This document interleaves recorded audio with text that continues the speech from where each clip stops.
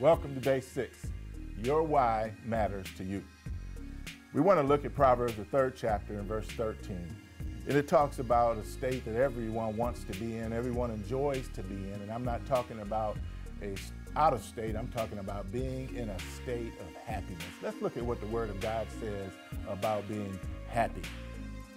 Proverbs chapter 3 and verse 13. I'm reading from the Amplified Version, and it reads thus: happy, blessed, fortunate, enviable is the man who finds skillful and godly wisdom, and the man who gets understanding, drawing it forth from God's word and life's experiences. We find ourselves in this life and time today struggling to find happiness for lots of different reasons.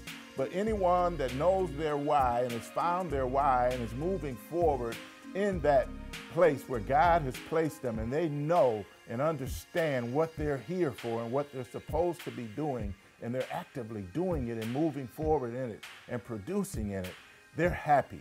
And that's what God's word says. It says that you will be happy when you know your why. Now, what greater benefit is there to you than to do the thing that makes you happy, truly happy, according to what God's word says?